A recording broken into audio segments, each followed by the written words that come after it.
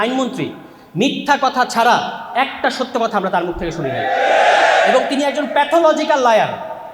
এই বিষয়ে গুমের বিষয়ে মানবাধিকার কমিশনের বিষয়ে যারা কাজ করেছেন তারা দেখিয়েছেন তিনি ইতিমধ্যেই সংসদে দাঁড়িয়ে অন্তত 10 থেকে 15টি অসত্য তথ্য, মানে তাদের ভাষা হচ্ছে অসত্য, মিথ্যা বলা যাবে না, অসত্য তথ্য দিয়েছেন জাতিকে। এবং যে কোনো সভ্য গণতান্ত্রিক দেশে এরপরে তিনি আর আইনমন্ত্রী হিসেবে থাকতে পারেন না। এবং তারা একজন চিফ প্রসিকিউটর বানিয়েছেন যিনি মানবতা বিরোধী অপরাধ এবং ফৌজদারি অপরাধের পার্থক্য বোঝে না। ফলে এই হচ্ছে বাংলাদেশে বিএনপি। এবং আপনারা জানেন যে বিএনপির এই খাসলত এটা কিন্তু নতুন না। বাংলাদেশকে সংকটের মুখে ঠেলে দেওয়া এটা বিএনপির একটা ঐতিহাসিক সিলসিলার মধ্যে আছে। যে সরকার সংসদীয় সার্বভৌমত্বের কথা বলছে, কিন্তু সরকার সংসদীয় সার্বভৌমত্বের নামে যে জিনিসটা বাংলাদেশে কায়েম করতে চাচ্ছে সেটা হচ্ছে সংসদীয় স্বৈরতন্ত্র। এবং আমাদের বিরোধী দলের সর্বমোট আসন হচ্ছে 78টা। কিন্তু আপনারা দেখেছেন এই সেশনটা যতটুকু গেল আমরা কি দেখলাম, বিরোধী দলের অন্তত 10-15 জন কথা বলেছেন জুলাই সনদের ব্যাপারে, গণভোটের ব্যাপারে, সংস্কারের ব্যাপারে, সংস্কার পরিষদের ব্যাপারে। কিন্তু এই যে 213 আসন বিশিষ্ট একটা 2/3 দল, তাদের কয়জনকে আমরা কথা বলতে দেখেছি? একজন কথা বলেন, পাশে দিয়ে আরেকজন কথা বলেন, অর্ধেক। এবং যিনি আবার যখন কথা বলেন অর্থাৎ আইনমন্ত্রী, মিথ্যা কথা ছাড়া একটা সত্য কথা আমরা তার মুখ থেকে শুনি নাই। এবং তিনি একজন প্যাথোলজিক্যাল লায়ার। এই বিষয়ে গুমের বিষয়ে মানবাধিকার কমিশনের বিষয়ে যারা কাজ করেছেন তারা দেখিয়েছেন তিনি ইতিমধ্যেই সংসদে দাঁড়িয়ে অন্তত 10 থেকে 15টি অসত্য তথ্য, মানে তাদের ভাষা হচ্ছে অসত্য, মিথ্যা বলা যাবে না, অসত্য তথ্য দিয়েছেন জাতিকে। এবং যে কোনো সভ্য গণতান্ত্রিক দেশে এরপরে তিনি আর আইনমন্ত্রী হিসেবে থাকতে পারেন না। এবং তারা একজন চিফ প্রসিকিউটর বানিয়েছেন যিনি মানবতা বিরোধী অপরাধ এবং ফৌজদারি অপরাধের পার্থক্য বোঝে না। ফলে এই হচ্ছে বাংলাদেশে বিএনপি। এবং আপনারা জানেন যে বিএনপির এই খাসলত এটা কিন্তু নতুন না। বাংলাদেশকে সংকটের মুখে ঠেলে দেওয়া এটা বিএনপির একটা ঐতিহাসিক সিলসিলার মধ্যে আছে। এবং তারা যে পথ দেখিয়েছে, আমি একটা আলোচনায় বলেছিলাম যে আওয়ামী লীগ হচ্ছে সফল বিএনপি এবং বিএনপি হচ্ছে ব্যর্থ আওয়ামী লীগ।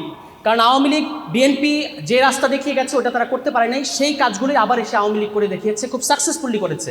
কিন্তু বিএনপি নিজের দেখানো রাস্তায় নিজে গিয়ে খাদের মধ্যে পড়েছে। আজকে আপনি পত্রিকা নিউজ দেখবেন যে এখন যে নতুন প্রধানমন্ত্রী বাসভবন হচ্ছে, সেখানে বাংকার করা হচ্ছে, সেখানে টানেল করা হচ্ছে। আপনি কোথায় যেতে চান? আপনি কোথায় যেতে চান? সংসদে তো আপনি নির্বাক থাকেন।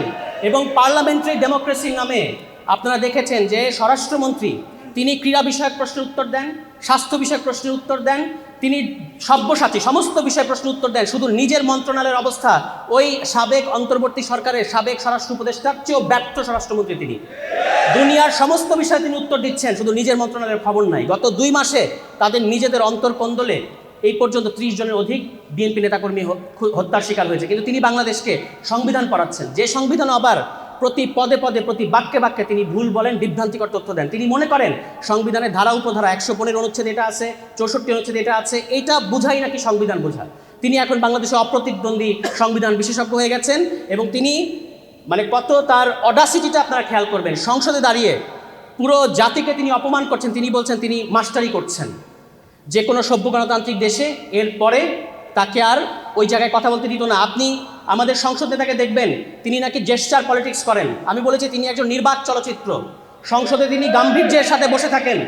তিনি জুলাই সনদ নিয়ে কথা হয়েছে, বিরোধী দলীয় নেতা কথা বলেছেন, চিফ হুইপ কথা বলেছেন, বিরোধী দলের সমস্ত সংসদ সদস্যরা কথা বলেছেন, কিন্তু আমাদের নির্বাক চলচ্চিত্র একটা সেকেন্ড মুখ থেকে একটা শব্দ বের করেন নাই। তার পক্ষে কথা বলেন স্বরাষ্ট্রমন্ত্রী। ফলে যেহেতু অন্যান্য নেতৃবৃন্দ কথা বলবেন, আমি এর কথা বাড়াবো না। শুধু একটা জিনিস আপনারা খেয়াল করবেন, মাছর ন্যায় বড় মাছ ছোট মাছকে গিলে খায়।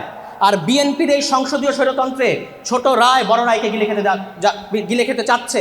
কিন্তু আমরা 11 দলীয় জোট এবং বাংলাদেশের জনগণ যতদিন আছে আপনাদেরকে আমরা গণ রায়ের বিরুদ্ধে যেতে দেব না। যদি যেতে চান তাহলে যতই বাংকার করেন, যতই টানেল করেন, কোনো লাভ হবে না। সবাই ভালো থাকবেন। আসসালামু আলাইকুম।